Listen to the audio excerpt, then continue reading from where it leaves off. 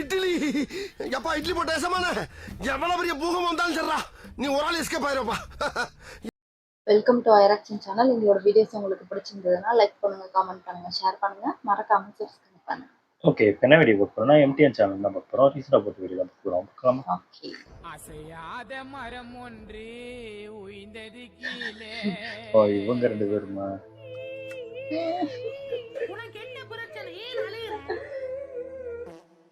இதெல்லாம் நடக்குமான்னு நினைச்சனே. நடந்துருச்சு. அதுவும் ஃபர்ஸ்ட் வீக்லயே நடக்கும்னு நான் கனவுல கூட நினைக்கலடா. நான் சொப்னத்தை போல கண்டில்ல எல்லாம் தெய்வத்தின் ஃபர்ஸ்ட் வீக்கே மறந்து போச்சு. தாண்டா பிக் பாஸ் ஜி. இங்க ஃப்ரேம் பாருங்க ஜி. நாமனா அழுகிறவங்க இல்லடா, 4 பேரை அழ வைக்கிறவங்க அப்படின்னு சுத்திட்டு இருந்த பார்வதியே அழ வச்சுட்டாங்களே. ஏண்டா பார்த்தா ஒருத்த அடிச்ச மாதிரி தெரியலையே, கிரவுண்ட் கட்டி விளையாண்ட மாதிரி இல்ல தெரியுது. மத்தவங்க அழும்போது சிரிக்க கூடாதுதான் நினைச்சு அழுவுறாங்க. என்னால கண்ட்ரோல் பண்ண முடியல. கர்மாங்கிறது எல்லாருக்கும் ஒண்ணுதானே. நீங்க நம்ம சிரிச்சிட்டு இருக்கோம், நாளைக்கு எனக்கு பரவாயில்ல, இந்த டைம் என்ஜாய் பரவாயில்ல, இப்போதைக்கு சிரிச்சுக்க வேண்டியதான். மார்க் பண்ணி கலாச்சிங்கள அப்ப ஜாலியா இருந்துச்சா, சொகமா இருந்துச்சா. இப்ப அதோட கர்மா தான் வேலை பார்த்துட்டு இருக்கு. ஆனா என்னன்னு தெரியல, மத்தவங்க அழும்போது ஒரு பரிதாபம். ஆனா இந்த டைம்ல எனக்கு வரல சுத்தமா. உங்களுக்கு எப்படி இருந்துச்சுங்கறத கமெண்ட்ஸ் சொல்லுங்க. சிரிப்பா தான் இருந்துச்சு. இவங்களுக்குலாம் ஓட்டு போட்டாங்க. 5 நிமிஷம் தான், ஆனா அதுக்கப்புறம் ஃபுல் ஃபார்ம்ல விஷத்தை கேட்க ஆரம்பிச்சிட்டாங்க. எல்லாம் கேட்கும், ஆனா கேட்காத மாதிரியே இருக்கிறது. நான் ஒரு வில்லத்தனம். இதுக்கப்புறம் தான் பார்வதியோட ரியல் ஃபேஸ் தெரிய ஆரம்பிக்கும். இதுல என்ன ட்விஸ்ட்னா, பார்வதி மேல தப்பே கிடையாதுடா. வெளுத்துக்கட்டுன்னு ஒரு டாஸ்க். அதுல என்ன பண்ணணும்னா, அழுக்கு ஜீன்ஸை துவைச்சு ஆங்கர்லாம் மாட்டணும். இதுல நல்லா துவைக்கிற 3 பேர் வந்துட்டு அடுத்த ரவுண்டுக்கு போவாங்க. எல்லாரும் என்ன பண்ணாங்கன்னா, ஃபர்ஸ்ட் துணியை எடுத்துட்டு அதுக்கப்புறம் அந்த துணியை பக்கெட்ல வச்சுட்டு அதுக்கப்புறம் தண்ணிக்கு போனாங்க. ஆனா பார்வதி மட்டும் கிளவரா துணியை கூட அப்புறமா எடுத்துக்கலாம், ஆனா தண்ணி தான் ரொம்ப முக்கியம். அதுக்குன்னு பக்கெட்டை ஃபர்ஸ்ட் எடுத்துட்டு அதுக்கப்புறம் தண்ணிக்கு போயிட்டாங்க. இவங்க எல்லாரும் துணியை எடுத்து பக்கெட்டுக்குள்ள வச்சு தண்ணி பிடிக்க போறதுக்கு முன்னாடி ஃபர்ஸ்ட் பார்வதி பக்கெட்டை மட்டும் எடுத்துட்டு தண்ணி பிடிக்க போயிட்டாங்க. என்ன ஒரு தாட். இது வந்து ஒரு நல்ல ஐடியா. இதை யாருமே யோசிக்கல, பார்வதி மட்டும் தான் யோசிச்சாங்க. நல்லா தான் போயிட்டு இருக்கோம். திடீர்னு கூட்டத்துக்கு வந்து ஒரு குழப்பம் வந்துடும். எப்படி பார்வதி மட்டும் துணியை எடுக்காம தண்ணி குடிச்சிட்டு இருக்காங்க, இது தப்பாச்சு, இப்படி பண்ணக்கூடாது அப்படின்னு சொல்லிட்டு குழப்பம் வந்துடும் அந்த கூட்டத்துக்குள்ள. குழப்பம் இருந்த மாதிரி தெரியல, அது உருவாக்குன மாதிரி தான் இருந்துச்சு. இதை வந்து சூப்பர் டீலக்ஸ் பிளான் பண்ணி பண்ணிட்டாங்க போல. நான் ரூல் நினைச்சேன். பார்வதிக்கு இந்த சூப்பர் டீலக்ஸ் டீமுக்கு செட் ஆகாது. எப்படி பார்வதி மட்டும் எல்லாருக்கும் முன்னாடி ஃபர்ஸ்ட் தண்ணி பிடிக்கிறாங்க, இப்படியே விட்டா பார்வதி ஜெயிச்சிருவாங்க, அதை விடக்கூடாது அப்படின்னு ஒரு பொருளையை கலை கொடுத்தாங்க. ஆனா டாஸ்க் படிக்கும் போது நானே பார்த்தேன். பஜர் சவுண்ட் கேட்டவுடன் ஓடி போய் பாஸ்கெட்டில் இருக்கும் 8 அழுக்கான ஜீன்ஸை எடுத்து வாஷ் செய்யும் இடத்திற்கு சென்று வாஷ் செய்ய ஆரம்பிக்க வேண்டும். துணியை எடுத்துட்டு போய் வாஷ் பண்ணுங்கறதா சொல்றாங்க. நீங்க ஃபர்ஸ்ட் துணியை தான் எடுக்கணும், அதுக்கப்புறம் தான் பக்கெட் எடுத்து தண்ணியை பிடிக்கணும், அதுக்கப்புறம் தான் வாஷ் பண்ணணும் அப்படிங்கறதெல்லாம் கிடையாது. இல்லையா, அதெல்லாம் இல்லையே. இருக்குடா எங்கடா இருக்கு, இருந்தா படிக்க மாட்டேன். இதுதான் ரூல், இதுதான் பண்ணி ஆகணுங்க மாதிரி நான் சொல்ல. இதான் மேட்ரு, இப்படி பண்ணுங்க அப்படிங்க சொல்லிட்டு போயிட்டாங்க.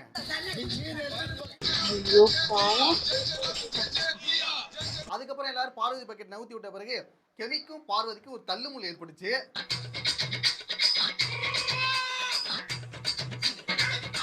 கெமியை வந்துட்டு கண்டிப்பா பார்வதியால சமாளிக்க முடியாதான், ஏன்னா அவங்க ஒரு ஸ்போர்ட்ஸ் பர்சன். அதனால பார்வதியால ஒண்ணும் பண்ண முடியல. துணி துவைக்க வந்த பார்வதியே துவைச்சிட்டாங்க.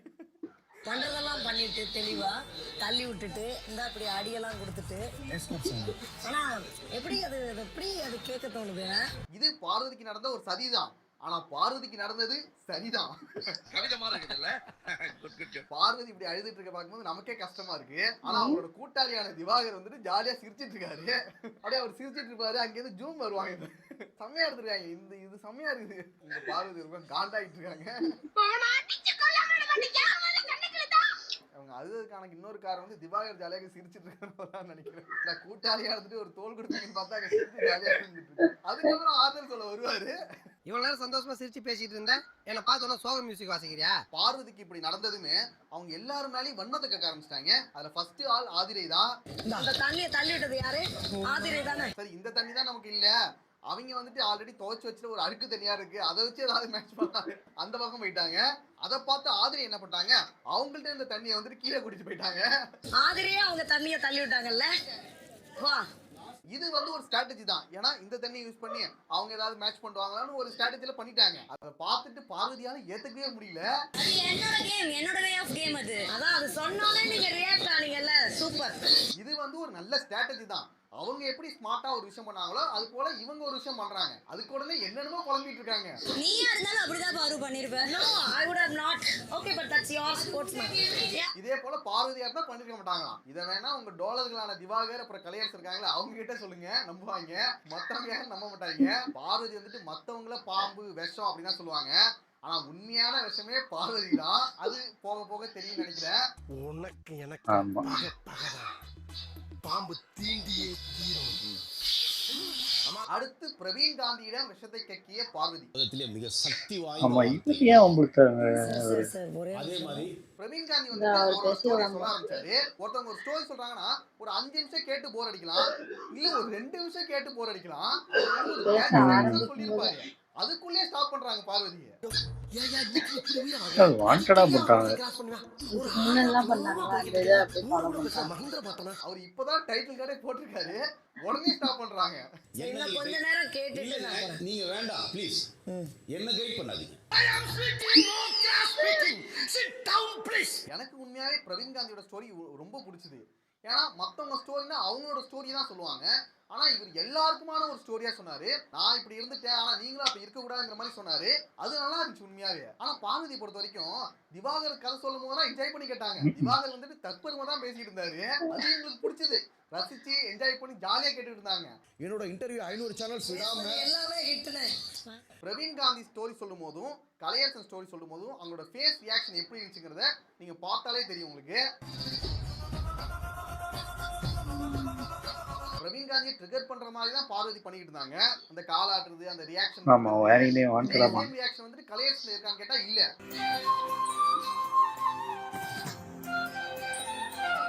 ஓகே, ஒரு ஸ்டோரி போர் அடிச்சுனா தூங்குவாங்க, என்னடா அது போட்டு கழுத்து அழுக்குறாங்க மாதிரி ரியாக்ஷன் கொடுத்து தான் இருப்பாங்க. ஆனா இவங்க ஸ்டார்டிங்லேயே போயிட்டு ஸ்டாப் பண்றது வந்துட்டு தப்பா இருந்துச்சு. அது தப்பாயிடும், அது தப்பாயிடும். அடுத்து தண்ணீர் பிரச்சனை. எல்லாருக்கும் இப்ப தண்ணி எவ்வளவு இருக்கும் தெரியுமா? 50 லிட்டர் கம்மியா இருக்கு. எத்தனை முறை நீங்க பிடிக்க தவறுனீங்க? இந்த வாரம் பிக் பாஸ் வீட்ல இருக்க ஒரு முக்கியமான பிரச்சனையே தண்ணீர் தான். திவாகர்னா ஃபேஸ் வாஷ் மட்டும் தான் பண்ணிட்டு இருக்காரு.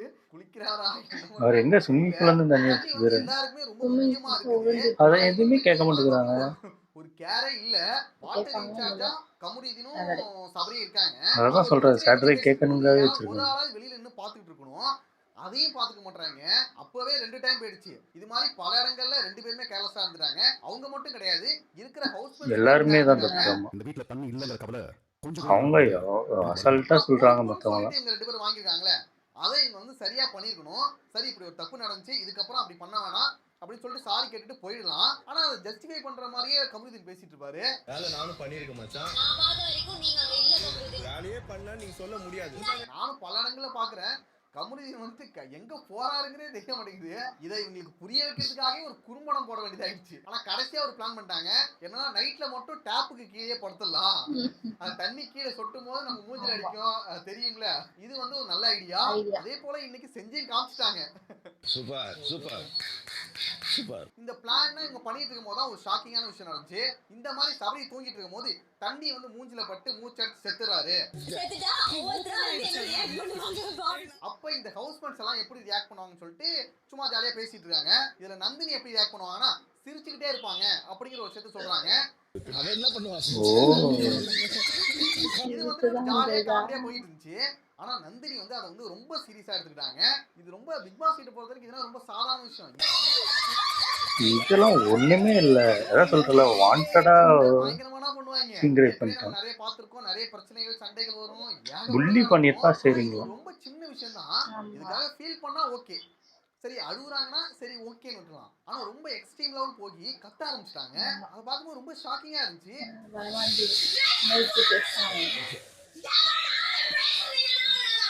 நான் ஃபர்ஸ்ட் டைம் நந்தினியை பார்க்கும்போது யோகா பண்ணாங்க, ஒர்க் அவுட்லாம் பண்ணிட்டு இருக்காங்க, சரி மென்டலி பிசிக்கலி ஸ்ட்ரென்த்தா இருப்பாங்க அப்படின்னு தான் நினைச்சேன். ஆனா இந்த ஒரு சின்ன விஷயத்துக்கு இந்த அளவுக்கு ரியாக்ட் பண்ணா ஒண்ணுமே பண்ண முடியாது.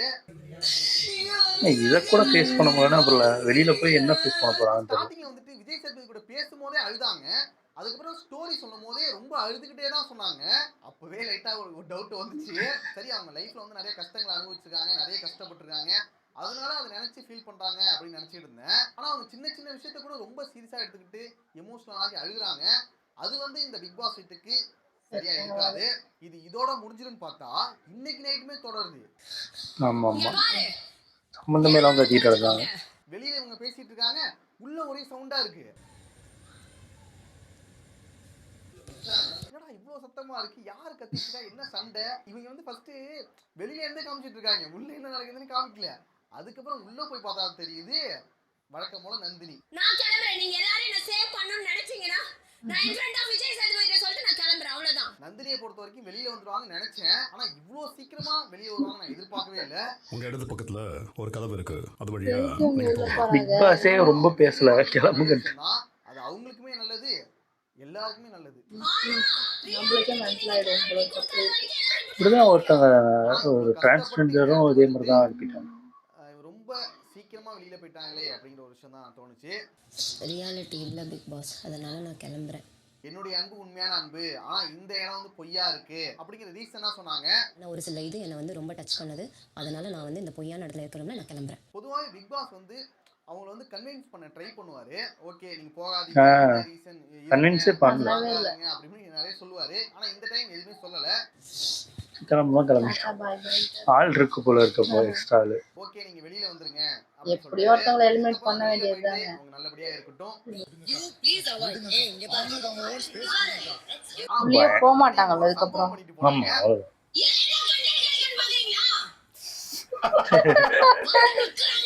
சிவாகர சொல்றது அப்படியே ஃப்ரேம் வச்சாங்க, பார்வதி கஷ்டம். இதான்டா ஃப்ரேம். ஜி இங்க ஃப்ரேம் பாருங்க ஜி. அடுத்து சுபிக்ஷா வந்து தூங்கிட்டு இருந்தாங்க. சுபிக்ஷா எழுந்துக்கிறீங்களா? நீங்க எழுந்து வந்தீங்கன்னா வேலை ஸ்டார்ட் பண்ணலாம். சூப்பர் டீலக்ஸ் வீட்ல இருக்கிறவங்களுக்கு ஒரு பவர் இருக்கு. அவங்க வந்துட்டு எவ்வளவு நேரம் வேணாலும் தூங்கலாம், யூஸ் பண்ணவே விட மாட்டாங்க. அதான் இது ரொம்ப தப்பு. சாங் ஓடும், அப்பதான் கேஸ் ஆன் ஆகி சமைக்கவே முடியும். இந்த ஒரு பவரை சுபிக்ஷா வந்து யூஸ் பண்ணணும்னு நினைக்கிறாங்க. இப்ப தெரியாது, அவங்க வந்து யூஸ் பண்ணுவாங்க, அப்பதான் போகணும். எழுந்திருக்கவே இல்ல, ஆள் மாறும்போது தான் தெரியும். ஆர்வதிலாம் என்ன பண்ணுவாங்கன்னு நான் பண்ணணும் அப்படின்னு பிடிவாதமா இருக்காங்க. வேலையெல்லாம் லேட் ஆகுது, ரொம்ப லேட் ஆகுது. எனக்கு நான் எதுவுமே பண்ண மாட்டேன், நான் இங்கேயே இருக்க மாதிரி எனக்கு ஒரு ஃபீலிங் இருக்கு. இவங்க சமையலுக்கே வந்த மாதிரி வந்திருக்கான். ஆனா நீங்க வராதனால வெளியில உள்ளவங்க ஒரு காஃபி டீ கூட குடிக்க முடியாது. அதுக்கப்புறம் அவங்க எல்லாருக்கும் சமைக்கணும் வேற. ஒரு 2-3 பேரால கூட பரவாயில்ல, 20 பேருக்கு சமைக்கணும். உங்களுக்கு வேற ஸ்பெஷலா சமைக்கணும். ஒரு ஹோல் டே கிச்சன்ல எனக்கு முடிஞ்சிருது. இந்த காண்டுல தான் உப்பு தூக்கி போட்டு இவ்வளவு மேட்டர் இருக்கு. அவங்க டாஸ்க் பண்றதா இல்ல கிச்சன்லயே கிடந்து சாகுறதா? நான் கூட என்ன நினைச்சேன்னா சீக்கிரமா எழுப்பி விட்டாங்க போல. பாவம் சுபிக்ஷா, ஏன்டா ஆனா 9 மணிக்கு தான் வெளில எழுந்து வந்திருக்காங்க. 9 மணி வரைக்கும் தூங்குறீங்க, இதுக்கப்புறம் என்னடா 12 மணி வரைக்கும் நல்லா தூங்கிட்டு டைரக்டா லஞ்ச் சாப்பிடலாம்னு பிளான் பண்ணிட்டாங்க போல. பவரை யூஸ் பண்ணுங்கிறதா ஓகே தான், ஆனா இது வந்து ரொம்ப ஓவர். கொடுத்ததே அவங்க தானே, வாண்டடா கொடுத்து பிக் பாஸ் மேலதான் தப்பு. அது அப்ப அந்த பவர் கொடுக்க கூடாது. கொடுத்தா யூஸ் பண்ணா இப்படி தரச்சாங்கன்னா அது என்னது? இது கேம் ஷோ தானே, அது ஒண்ணும் பண்ண முடியாது. இதெல்லாம் அவங்க பார்த்துதான் வரணும். இவங்க எல்லாம் வருவாங்களா அப்ப பாக்கணும் என்ன பண்ணுவோம். சாப்பாடு இல்ல, இது பண்ண வேணாம்னு எல்லாரும் அவங்க உட்கார வச்சுதான் பேசியிருக்கோம். அடுத்த நாள் சமைக்கிறதுக்கே ஒண்ணும் இல்ல, ஆனா சூப்பர் டீலக்ஸ்ல உள்ளவங்க எக்ஸ்ட்ராவா சப்பாத்தி வேணும் கேட்டுறாங்க போல. சிச்சுவேஷன் இருக்கும்போது எங்களுக்கு வந்து சிக்கன் பொடி சப்பாத்தி வேணும்னு கேட்கறது மிகப்பெரிய அநியாயம் நான் நினைக்கிறேன். ஏண்டா எங்களுக்கு நாளைக்கு சாப்பிடறதுக்கு ஒண்ணுமே இல்ல, என்ன பண்றது தெரியாம மூச்சிட்டு இருக்கோம், உங்களுக்கு எக்ஸ்ட்ராவா அது அவங்க அந்த இது செலக்ட் பண்ணதுனால. சிக்கன்ல கொஞ்சம் உப்பு அதிகம் போட்டுட்டோம். சாப்பாடு இல்லைன்னா அது எப்படி ஃபீல் ஆகும் அப்படின்னு அவங்களுக்கும் தெரியும். உங்களுக்கு சாப்பாடோட அருமை என்னன்னு புரிய வைக்கிறோம்டா அப்படின்னு சொல்லிட்டு அவங்களுக்கு எக்ஸ்ட்ராவா செஞ்சு தராங்க. சிக்கன் கிரேவில உப்பு போடுறாங்க. வீட்டுக்கு ரொம்ப அதிகமா இருக்கா? இத பார்த்து நான் ப்ரோமோல பெரிய சண்டை மாதிரிலாம் நினைச்சிட்டு இருந்தேன். ஆமா ஆமா, எல்லாம் ஆக்டிங். பிளான் பண்ணி தான் அந்த அது நடந்துருக்கு.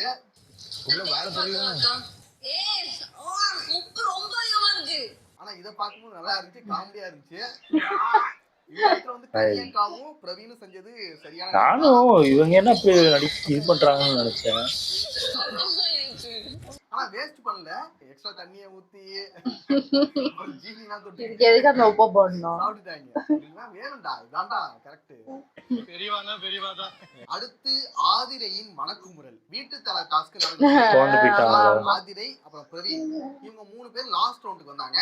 லாஸ்ட் ரவுண்ட் வந்துட்டு இன்னும் பயங்கரமா இருக்கும் போது என்னடா பண்ண போறாங்கன்னு சொல்லி ரொம்ப எதிர்பார்த்தேன். ஆனா மொக்கையா தான் இருந்துச்சு. முடிவு பண்ணிட்டீங்களா? Yes boss. பண்ணியாச்சு பிக் பாஸ். இனிமேல் நான் பேச மாட்டேன், இனிமேல் என் முகத்தை காட்ட மாட்டேன், இனிமேல் நான் யூனிஃபார்ம் மட்டுமே அணிவேன் அப்படின்னு 3 விஷயம் சொன்னாங்க. இதுல துஷார் வந்துட்டு இனிமேல் நான் பேச மாட்டேன், ஆதிரை வந்துட்டு நான் என் முகத்தை காமிக்க மாட்டேன் அப்படிங்கறத செலக்ட் பண்ணாங்க. இவங்க 2 பேர் செலக்ட் பண்ணதா ரொம்ப டஃப்பா இருந்துச்சு. அதுல பிரவீன் வந்துட்டு ஈஸியா யூனிஃபார்ம் போட்டுக்கிறது தான் சொன்னாரு. ஆனா துஷாரை பொறுத்த வரைக்கும் அவர் நார்மலாவே அதிகமா பேச மாட்டாரு. அதனால இது இருக்கிறது ஒண்ணுதான், இல்லாம இருக்கிறது ஒண்ணுதான். நினைவுல வச்சுக்கோங்க, இந்த முடிவு இந்த சீசனோட இறுதி வரை நீடிக்க வாய்ப்பு இருக்கு. இதை சூஸ் பண்றதுல என்ன ஒரு கஷ்டம்னா, இதை நீங்க வந்து கடைசி வரைக்கும் கூட ஃபாலோ பண்ற மாதிரி இருக்கும் அப்படிங்கிற மாதிரி சொல்லிட்டாங்க. பட் இருந்தாலும் ஒவ்வொருத்தவங்களும் ஒண்ணு சூஸ் பண்ணிட்டாங்க. இதுல ஹவுஸ் மேட்ஸ் எல்லாருமே துஷார் பண்ணதுதான் ரொம்ப டஃப்பா இருந்துச்சு, அதனால அவர் தான் நாங்க தலையா செலக்ட் பண்றோம் சொல்லி எல்லாருமே ஓட் பண்ணி துஷாரை வந்து தலைவன் ஆக்கிட்டாங்க. சரி, தலையாகிட்டாங்க. அது கைட்ட சொல்லுவாங்கன்னு நான் எதிர்பார்க்கல. ஆதிரி வந்துட்டு ஆயிட்டாங்க. அவங்களால அதை ஏத்துக்கவே முடியல. மூணையும் கம்பேர் பண்ணும்போது அதுதான் ரொம்ப கஷ்டமான விஷயமா இருந்துச்சு. ஓகேதான், அவங்களோட மனக்குமுறை எல்லாம் எனக்கும் புரியுதுதான். அதுக்குன்னு ரொம்ப கும்பிட்டே இருந்தாங்க. எல்லாரையும் புலம்பிட்டே இருந்தாங்க. வந்து எனக்கு அது வேலையா தெரியல. ஒருவேளை விஜய் சேதுபதி வந்து கூட இதை கைட்ட சொல்லிருக்கலாம், இல்ல ஒரு 2-3 நாள்ல கூட கைட்ட சொல்லிருக்கலாம். ஆனா ஆதிரி வந்துட்டு அதை வந்து ஏத்துக்கவே மாட்டாங்க. ஒரு சில பேரால ஒத்துக்கவே முடியாது. தலையே ஆகல. ஃபர்ஸ்ட் என்ன சொல்றாங்கன்னா, இந்த கேமே வந்து தப்பான ஒரு கேம், பிக் பாஸ் டீமே இது வந்து தப்பா பண்ணிருக்காங்க அப்படின்னு சொல்லிட்டு அவங்கள ப்ளேம் பண்ண ஆரம்பிச்சிட்டாங்க. அதுக்கப்புறம் இந்த ஹவுஸ் மேட்ஸ்மே சரியில்லை, இவங்க எல்லாரும் ஆட்டு மந்தை மாதிரி இருந்துகிட்டு துஷாரை வந்து சூஸ் பண்ணிட்டாங்க அப்படின்னு இவங்க ஒரு பக்கம் ப்ளேம் பண்ணிட்டு இருக்காங்க. அது அப்படியே எல்லாரும் பிடிச்சிட்டு ஆட்டு மந்தைங்க மாதிரி ஃபாலோ பண்ணிட்டு போன மாதிரி தான் எனக்கு ஃபீல் ஆச்சு. ஓகே, எல்லாருக்கும் ஒரு மனக்குமுறல் இருக்கும் தான், அதுக்குன்னு இவ்வளோவா அது வந்து அவங்க ஸ்போர்ட்டிவா எடுத்துட்டு பண்ணிருக்கலாம். ஆனா அவங்க வந்து மாஸ்க் வந்து கைட்டி போட்டுட்டு சுத்த ஆரம்பிச்சிட்டாங்க. இந்த ஒரு விஷயம் தான் ஆதிரை கிட்ட ரொம்ப தப்பா இருந்துச்சு. கொஞ்சம் பொறுமையா இரு, ஃபர்ஸ்ட் அந்த மாஸ்க போடு. சனிக்கிழமை ப்ரோமோவே பார்த்தேன், அது பயங்கரமா போறாருங்கிறத பார்க்கலாம். அடுத்து இந்த வாரம் யானாவையும் வினோத்தையும் ஜெயிலுக்கு அனுப்பிட்டாங்க. ஆனா என்ன பொறுத்த வரைக்கும் வினோத்து கூட ஏதோ ஒண்ணு பண்ணிக்கிட்டு தான் இருந்தாரு. அப்சரானா என்ன ஒண்ணுமே பண்ற மாதிரி தெரியல. அப்சரா மேக்கப் பண்றது எல்லாமே ஓகே, ஆனா அது மட்டுமே பண்ணிட்டு இந்த வீட்ல இருக்க முடியாது. ஜெயிலுக்கு அனுப்புறதுக்காக ஒவ்வொருத்தவங்களும் ஒவ்வொரு ரீசன் சொல்லி நாமினேட் பண்ணிருந்தாங்க. இதுல திவாகர் சொன்னதான் காமெடியா இருந்துச்சு. பொதுமக்கள் பாக்குறப்ப என்னடா இந்த மாதிரி ஆட்கள் எல்லாம் பிக் பாஸ் ஹவுஸ்ல கொண்டு வந்து போட்டிருக்காங்களே, கண்டிப்பா மக்களுக்கு தெரியும்.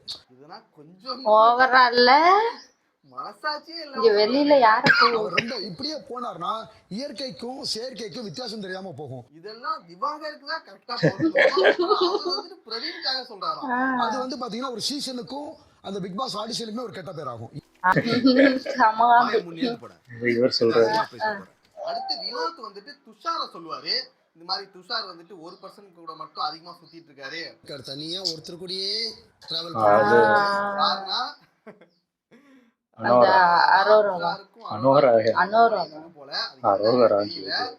போக போக பார்க்கலாம். ஓகே, அவ்வளவுதான் வீடியோ. நெக்ஸ்ட் ஒரு வீடியோல பார்க்கலாம்.